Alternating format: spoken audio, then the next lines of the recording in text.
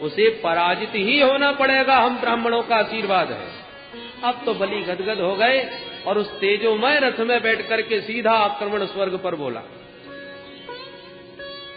उस रथ से इतना दिव्य तेज निकल रहा था कि देवता तो उसे देखने में भी समर्थ नहीं हो सके। अपने गुरुदेव श्री बृहस्पति जी से कहा, गुरुदेव इतना तेज बलि में?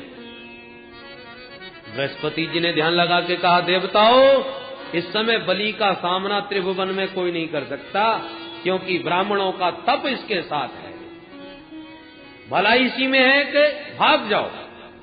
तब तो सब स्वर्ग सिंहासन छोड़ करके देवता भाग गए और बलि का आधिपत्य स्वर्ग पर हो गया। शुक्राचार्य जी ने कहा, देखा बलि, अब एक काम और करो जल्दी से। क्या? बोले भाई अपना बहुमत सिद्ध कर लो, फिर तुम्हें इस गद्दी से कोई हटा नहीं सकता। कैसे? बोले इस इंद्र की गद्दी पर वही बैठता है जो 100 यज्ञ करता है, वही शतक्रतु बनता है। तुम भी 100 यज्ञ कर दो। ठीक है गुरुदेव। नर्मदा नदी के तट पर एक के बाद एक यज्ञ प्रारंभ कर दिए बलि ने। उधर देव माता अदिति बिचारी दुखी, मेरे बच्चे भटक रहे हैं दर दर। कश्यप जी ने कहा, देवी तुम्हें एक व्रत करना होगा। कौन सा महाराज? फाल्गुन श्यामले पक्षे द्वादशाहम पयोवृतः। फाल्गुन मास में शुक्ल पक्ष में किया जाता है। 12 दिन तक मात्र दुग्धाहार करके नारायण की उपासना की जाती है। इस पयोव्रत का तुमने ठीक से पालन किया तो तुम्हारा मनोरथ सिद्ध होगा। तब तो अदिति मैया ने पयोव्रत का पालन प्रारंभ किया। पयोव्रत के प्रभाव से प्रभु प्रसन्न हुए, अदिति मां के गर्भ में पधारे। कालांतर में भादों का महीना आया, शुक्ल पक्ष आया, द्वादशी तिथि आई, अभिजित मुहूर्त आया। मध्याह्न 12 बजे अदिति मां के गर्भ से भगवान वामन का प्रादुर्भाव हुआ। बोल वामन भगवान की।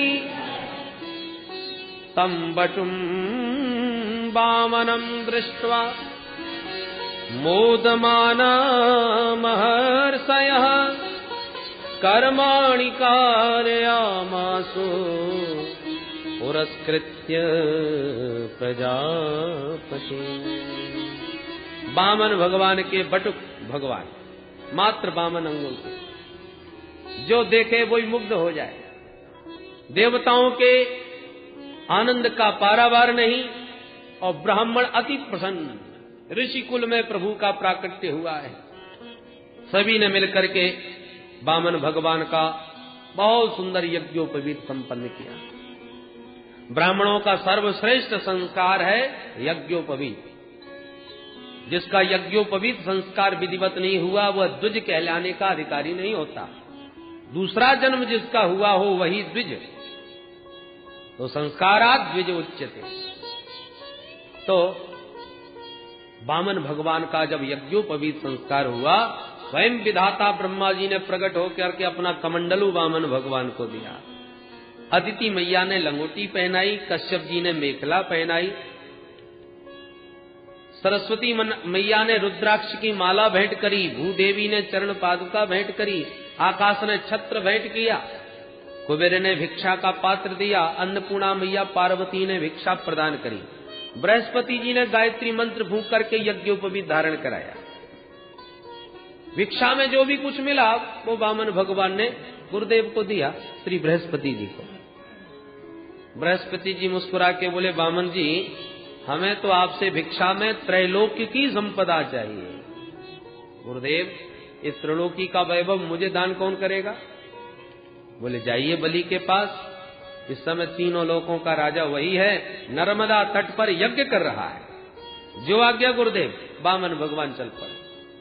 छोटे छोटे चरणों में छोटी छोटी पादुका चटपट करते चले जा रहे हैं। एक हाथ में कमंडलू, एक हाथ में छाता। जैसे ही बलि के यज्ञ स्थल में पहुंचे, यज्ञ करते बलि ने जब दूर से नन्हे से वामन अंगुल के बौने से भगवान को आते देखा तो स्तब्ध रह गया। ऐसा लगा जैसे साक्षात भगवान सूर्य बाल रूप में प्रकट हो गए। प्रभावित हुए बिना नहीं रह सका, तुरंत खड़ा हो गया, और यज्ञ के समस्त ऋत्विज ब्राह्मणों को साथ में लेकर के स्वागत में आगे बढ़ गया। भगवान को प्रणाम करने लगा। स्वागतम ते नमस्तुभ्यम ब्रह्मण किं करवामते ब्रह्मर्षीणां तपः साक्षात् मन्ये त्वार्य वपुधरम्। सुस्वागतम नमस्तुभ्यम। स्वागत है महाराज आपका, आपको प्रणाम करता हूं।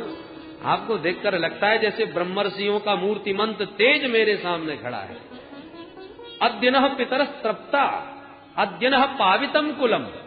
मेरे तो पितर तृप्त हो गए आज, मेरा तो कुल पावन हो गया आज। यद भवान आगतो ग्रहान, जो आप स्वयं चल करके मेरे घर पधारे। अब कहिए मैं आपकी क्या सेवा करूं? जो भी इच्छा लेके आए हो निसंकोच बताइएगा महाराज। गाय चाहिए गाय ले जाओ, स्वर्णाभूषण चाहिए तो खजाने में खड़ा कर लेता हूं, जो मन अच्छा लगे ले जाओ, अलंकार वस्त्र। यदि विवाह न हुआ हो और आपकी इच्छा हो तो आदेश दो महाराज, ब्राह्मण कन्या को ढूंढूंगा, वो भी आप जैसी बोनी ही होगी, ऐसी सुंदर विप्र कन्या से विवाह करा दूंगा। गाम कांचनम गुणवत धाम अमृष्टम तथान्नपेयम उतवा विप्र कन्या। जो चाहते हो यद यद बटो वांछति तत्प्रतीक्षमे, जो भी इच्छा है निसंकोच कहो। वामन भगवान पहले तो मुस्कुराए और बलि महाराज की प्रशंसा के पुल बांध दिए। वाह महाराज क्या बात है, आपके बारे में जैसा सुना था आपको तो उससे भी कहीं ज्यादा देख रहा हूं। वचस्तवे तज्जनदेव सुनृतम कुलोचितम धर्मयुतम यशस्करम। आपके वचन आपके ही कुल के अनुरूप हैं। आपका कुल कितना महान है। यतो जातो हिरण्याक्षो चरण एक इमाम महीम। आपके पूर्वजों में महाराज हिरण्याक्ष हिरण्यकश्यप हुए, उनके बल पराक्रम को कौन नहीं जानता। उनके बेटा प्रहलाद ने तो चमत्कार कर दिया, खंबे से ही नारायण को प्रकट करके दिखा दिया। प्रहलाद के बेटा विरोचन का भी क्या कहने महाराज, सर्वस्व ब्राह्मणों का सर्वस्व धन अपना ब्राह्मणों को लुटा दिया। परंतु ऐसे उच्च कुल में बलि तुमने भी कोई कसर नहीं छोड़ी। इतनी ब्राह्मण भक्ति। बलि ने हाथ जोड़ के कहा महाराज अब रहने दीजिए, सब आप ब्राह्मणों का ही आशीर्वाद है। अब तो आप आदेश दीजिए, मेरे लिए क्या आज्ञा है। भगवान बोले राजन, जब तुम जैसा उदार कोई दानी नहीं तो मेरे जैसा भी कोई संतोषी ब्राह्मण नहीं। अपने राम को कुछ नहीं चाहिए, पर मैं जानता हूं तुम दिए बिना मानने वाले नहीं, इसलिए पदानी त्रीण दैत्येन्द्र सम्मतानि पदा मम। आप तो मात्र मेरे इन छोटे छोटे पैरों से 3 चरण भूमि नाप करके दे दीजिए, बस संतोषी ब्राह्मण इतने में प्रसन्न। बलि अट्टहास करके हंसा, अरे ब्राह्मण तूने कैसी कैसी बातें बनाई कि मेरा तो मन ही मोह लिया। इतनी इतनी लंबी चौड़ी हमारे पूर्वजों की महिमा गाई और मांगने के नाम पर बच्चों जैसी बात कर रहा है। अहो ब्राह्मण दायाद वाचस्ते वृद्ध सम्मता त्वं बालो बालिशमति स्वार्थम प्रत्यबुध हो यथा। तू बातें तो बुढ़ों जैसी करता है, पर मांगते समय तूने बिल्कुल जैसी काया बोनी वैसी अकल भी तेरी बोनी मालूम पड़ी। वाचस्ते वृद्ध सम्मता त्वं बालः बालिशमति। ये बचकानी बात करते हो। अरे इस बलि के सामने हाथ जिसने पसारा मांगने को, जीवन में कभी हाथ दोबारा नहीं पसारना पड़ता। दोबारा मांगो और सोच विचार के मांगो। भगवान बोले देखो असंतोषी ब्राह्मण का पतन हो जाता है। जब हमारा इतने से धन से निर्वाह हो सकता है तो अनावश्यक दान लेके क्या करेंगे हम। मालूम है दान लेने से ब्रह्म तेज क्षीण होता है, इसलिए जितने में निर्वाह हो सके उतना ही लेना चाहिए। हिरक्षयोपपन्नेन संतुष्टो वर्तते सुखम। जितना मिल जाए उतने में प्रसन्न रहे ब्राह्मण, उससे उसे परम शांति और सुख की प्राप्ति होती है। यदृक्षा लाभ तुष्टस्य तेजो विप्रस्य वर्धते। प्रसन्नता पूर्वक कोई जो जितना दे उतने को प्रसन्नता पूर्वक जो ब्राह्मण ग्रहण करके स्वीकार कर ले, ऐसे ब्राह्मण का ब्रह्म तेज प्रखर होता है। इसलिए जो हमें आवश्यक लगा मांग लिया, और एतावतैव सिद्धोहम वित्तम यावत प्रयोजनम, आवश्यकता अनुसार ही हम लेते हैं, फालतू का दान लेके हमें क्या करना है। बलि ने कहा भाई मान गया, बहुत ब्राह्मण देखे पर आप जैसा संतोषी तो सचमुच आज तक तो मेरे दृष्टि में आया नहीं। ठीक है महाराज, मैं आपको वचन दे रहा हूं, आपको जो भी स्थान उत्तम दिखाई पड़ता हो जा करके नाप लीजिए। भगवान बोले ऐसे कैसे चल रहे, अरे आप हमारे हाथ में संकल्प तो दीजिए दान का। बलि हंसने लगा, महाराज अब 3 चरण भूमि के लिए मैं संकल्प भी पढ़ूं, लोग उपहास करेंगे मेरा। भगवान बोले देखो नियम तो नियम होता है, संकल्प तो करना पड़ेगा। शुक्राचार्य जी टुकुर टुकुर देखने लगे, बड़ी देर का बातें बना रहा है, देखने में नेक्सा है और बातें बहुत ऊंची ऊंची कर रहा है, पता लगाऊं ये आया कहां से है। शुक्राचार्य जी ने तुरंत ध्यान लगाया तो ध्यान में भगवान का वह दिव्य स्वरूप समझ में आ गया। बलि ने जल का पात्र उठाया ही था हाथ में कि शुक्राचार्य जी ने दौड़ के हाथ पकड़ लिया, महाराज बलि सावधान। अरे गुरुदेव क्या हो गया? बोले पता है ये कौन है? बोले गुरुदेव बामन है। अरे नाना ये न बामन है न त्रेपन, मैं सब समझ गया ये कौन है महाराज। एस वैरोचने साक्षात भगवान विष्णुरव्यय कश्यपाददितेर्जातो देवानां कार्य साधक। हे विरोचन नंदन बलि, ये कोई और नहीं देवताओं का कार्य सिद्ध करने वाला बौना बन के विष्णु तुम्हारे सामने खड़ा है। कश्यपाद अदितेर जातः, इस समय कश्यप जी के द्वारा अदिति के गर्भ से बौना बन के प्रकट हुआ है। बातों में मत आ जाना, मैंने अपनी दिव्य दृष्टि से इसके दिव्य हाथ पैर सब देख लिए। ये चाहेगा तो 2 चरणों में सारा ब्रह्मांड नाप सकता है, तुम्हारे पास तो जगह भी नहीं बचेगी 3 चरण भूमि के लिए।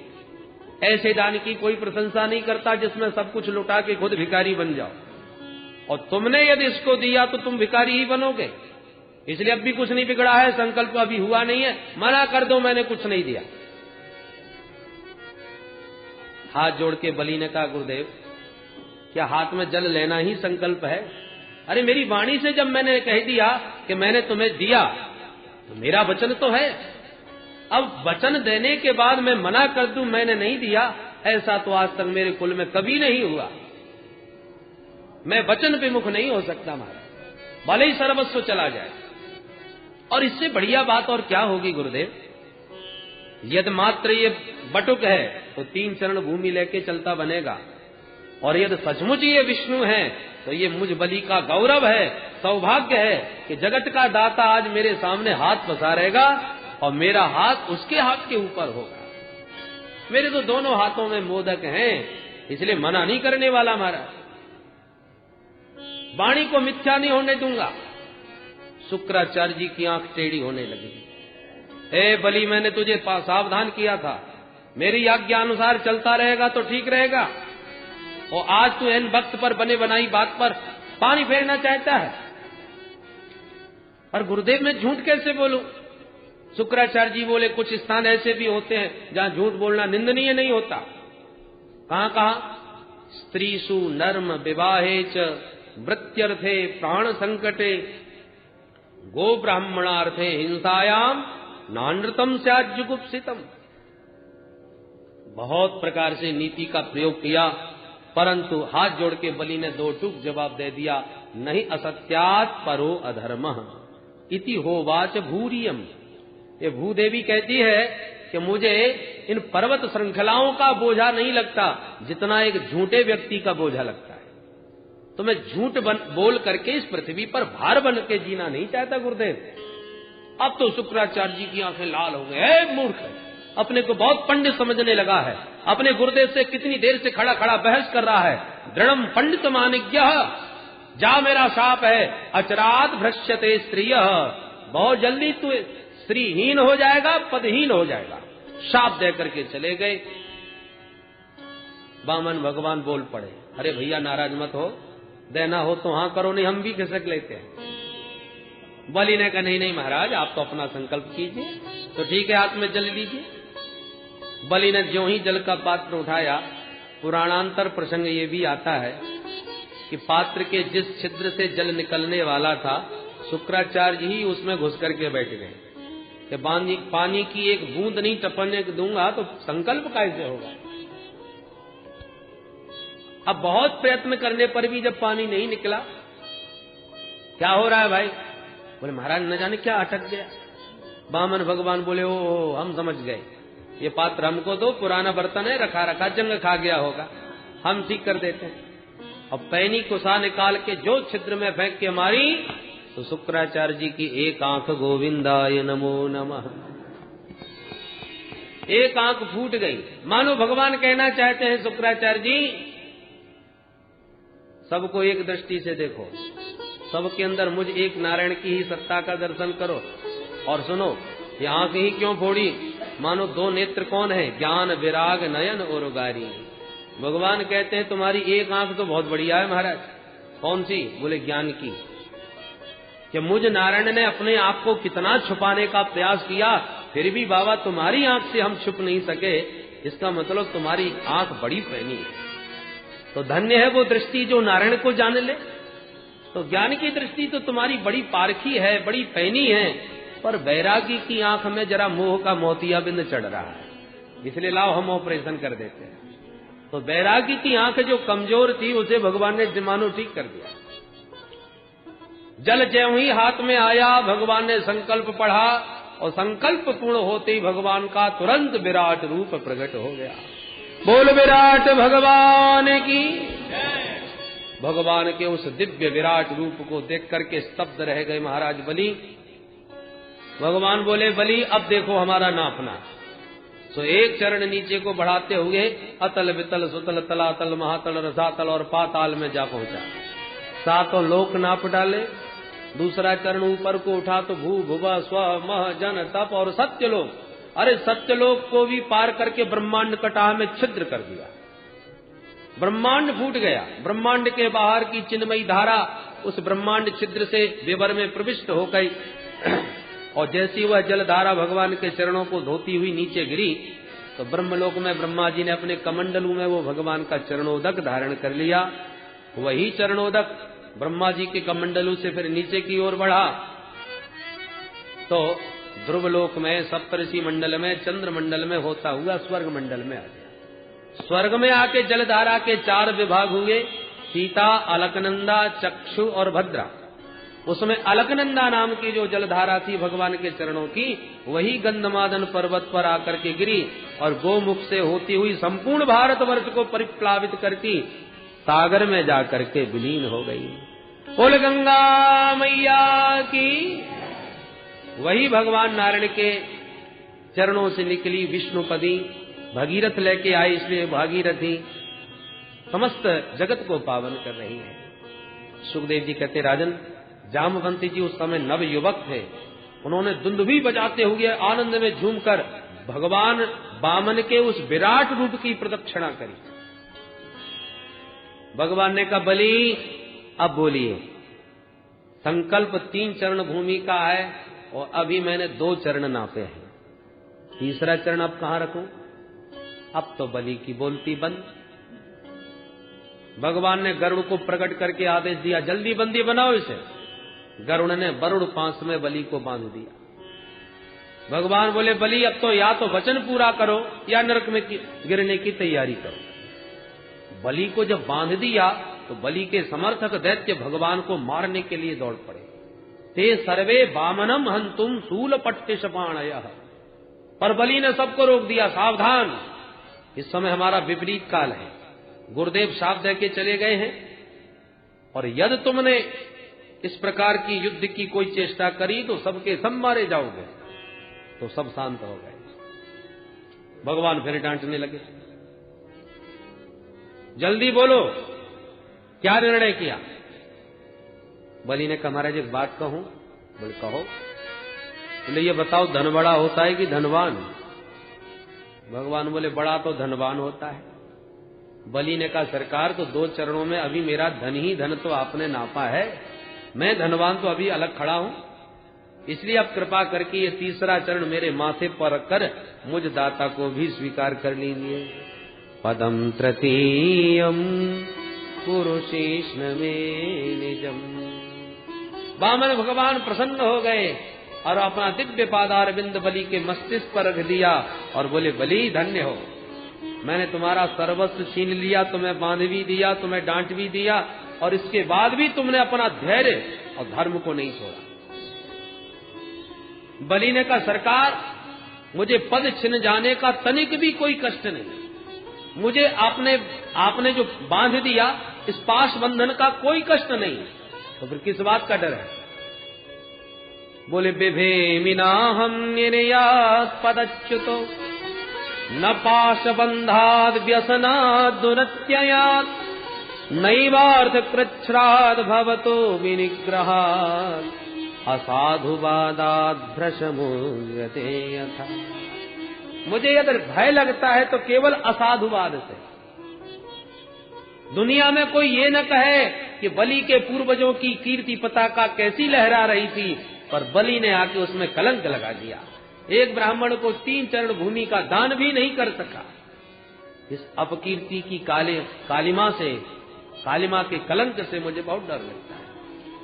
तब तो प्रहलाद जी प्रकट हो गए, भगवान की स्तुति करके बोले प्रभु आप ही देते हो और आप ही ले लेते हो, आपका देना भी निराला और लेना भी विचित्र, कब किसको कहां से कहां पहुंचा दें। मसकहीं करें बिरंची प्रभु अजय मसकते ही, कभी ब्रह्मा तक बना करके बैठा दें और कभी मच्छर से भी गया बीता बना दें, सर्व समर्थ हैं आप।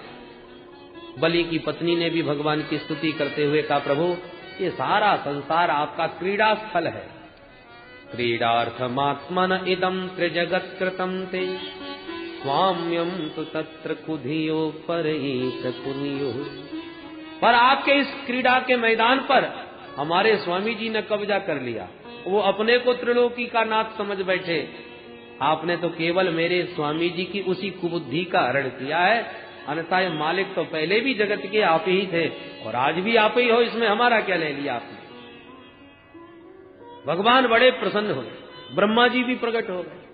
ब्रह्मा जी ने कहा महाराज एक बात समझ में नहीं आ रही। क्या समझ में नहीं आ रही?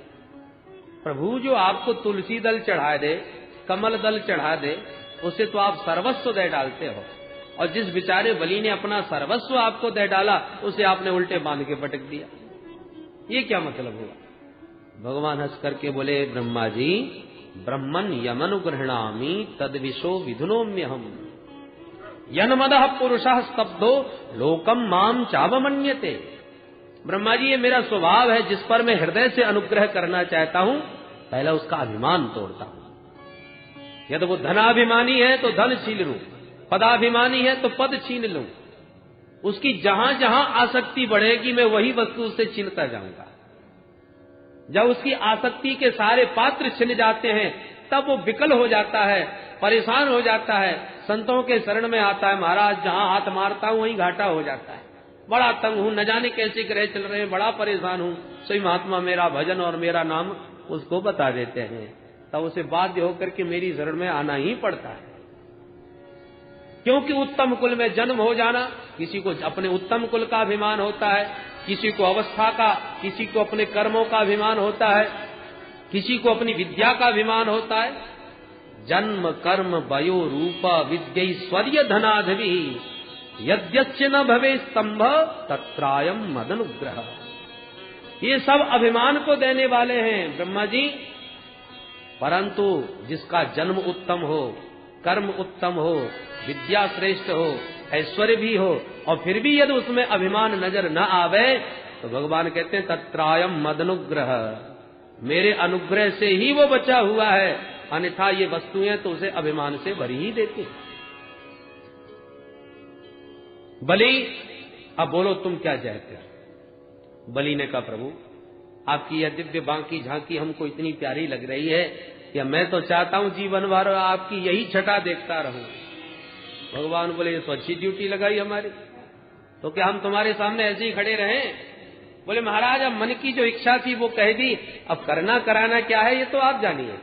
भगवान बोले तो ठीक है, वैसे तो हम तुमसे इंद्रासन छीनने ही आए थे, पर तुम्हारे इस धर्म निष्ठा को देखकर हम बड़े प्रसन्न हुए। बलि आज से हम वचन देते हैं कि आगामी मनवंतर के तुम ही इंद्र बनोगे, और जब तक इंद्र की पदवी प्राप्त नहीं होती तुम्हें, तब तक इंद्र के समान ही वैभव, स्वर्ग के समान ही वैभव सुतर लोक में है। तुम वहां सुतर लोक के राजा बन के राज्य करना, और मैं तुम्हारे दरवाजे का द्वारपाल बना खड़ा रहूंगा। सो आते जाते सदा सन्निहितम वीर तत्र माम द्रक्ष्यते भवान। वहां पर आते जाते हमेशा तू मेरे इसी रूप का दर्शन करना। तब तो सब गदगद हो गए। प्रहलाद जी तो खुशी में नाचने लगे, जय हो प्रभु। नेमम विरिंचो लभते प्रसादम न स्त्री न शरभः किमुता परेते यन्नो सुराणा मसी दुर्ग पालो विश्वाभिवंदैरपि वंदितांग्री। अरे जिन प्रभु के ध्यान में ब्रह्मादिक देवता बैठे रहते हैं, एक झलक पाने को तरसते हैं, वो परम पिता प्रभु, वो जगत पिता नारायण हम दैत्यों के दरवाजे का द्वारपाल बना खड़ा होगा, कितने गौरव की बात है। यन्नो सुराणा मसी दुर्ग पालो। भगवान बोले वत्स प्रहलाद भद्रम ते प्रयाहि सुतलालयम। बेटा प्रहलाद तुम्हारा कल्याण हो, अब अपने परिवार को लेके जल्दी से सुतल लोक जाओ। सब चलने की तैयारी करने लगे। सो शुक्राचार्य जी ने आके प्रणाम किया। शुक्राचार्य जी को लगा हम सबके फालतू में ही बुरे बन गए। प्रणाम करके कहा महाराज मुझे क्षमा कीजिए। भगवान बोले आचार्य जी आप तो यज्ञ की अवशेष विधि की परिपूर्णता कीजिए। यज्ञ में कोई कार्य शेष रह गया हो तो ये 100वां यज्ञ भी पूर्णतः संपन्न हो जाए, उस विधि का निर्वाह कीजिए। शुक्राचार्य जी बोले महाराज क्यों लज्जित करते हो, जिस यज्ञ में साक्षात नारायण प्रकट होकर विराजमान हो वो यज्ञ अब अधूरा माना जाएगा। अरे यज्ञ में कितने भी दोष रह जाए, कितनी भी कोई सावधानी से यज्ञ करे, कहीं ना कहीं कोई ना कोई या तो मंत्र में दोष या विधि में दोष या सामग्री में दोष कहीं ना कहीं तो हो ही जाता है। पर आपके मंगलमय नाम का गान जब किया जाता है तो सारे दोष दूर हो जाते हैं। मंत्रतस् तंत्रतस् छिद्रम देश कालार्ह वस्तुतः सर्वम करोति निश्चिद्रम नाम संकीर्तनम तव। यहाँ तो आप प्रत्यक्ष विराजमान हैं। इस प्रकार से भगवान समस्त परिकर के साथ सुतल लोक में प्रविष्ट हो गए। नारद जी ने जब ये समाचार लक्ष्मी मैया जी को सुनाया, तब लक्ष्मी जी बहन बन के आई बलि की, और बलि के हाथ में राखी बांध करके अपने स्वामी जी को पुनः वापस लेकर के गई। वो लक्ष्मी नारायण भगवान की, वामन भगवान की। इंद्र के छोटे भाई बन के आए थे वामन भगवान, इसलिए दूसरा नाम उपेंद्र भी है। सुखदेव जी कहते हैं परीक्षित, एक मनवंतर में भगवान ने सत्यव्रत मनु की प्रलय पर्यंत रक्षा करने के लिए मत्स्यावतार भी धारण किया था। इसके साथ ही अष्टम स्कंद को विराम, जिसमें मनवंतरों की कथा थी। आइए नवम में प्रवेश करें, जिसमें 24 अध्याय हैं। 12 अध्यायों में सूर्यवंश, जिसमें आए श्री राम जी, और बाद में 12 अध्यायों में चंद्रवंश, जिसमें आए श्याम जी। तो आइए पहले सूर्यवंश के राम जी की चर्चा करें, क्योंकि राम चरित्र परम पवित्र और कृष्ण चरित्र महाविचित्र। तो योगेश्वरेश्वर श्री कृष्ण की चर्चा बाद में, पहले आइए मर्यादा पुरुषोत्तम श्री रामभद्र की चर्चा करें। मधुर मधुर नाम सीताराम सीताराम, मधुर मधुर नाम सीताराम सीताराम, मधुर मधुर नाम सीताराम सीताराम, मधुर मधुर नाम सीताराम सीताराम, मधुर मधुर नाम सीताराम सीताराम, मधुर मधुर नाम सीताराम सीताराम, मधुर मधुर नाम सीताराम सीताराम, मधुर मधुर नाम सीताराम सीताराम, मधुर मधुर नाम सीताराम सीताराम, मधुर मधुर नाम सीताराम सीताराम, मंगल भवन अमंगल हारी, मंगल भवन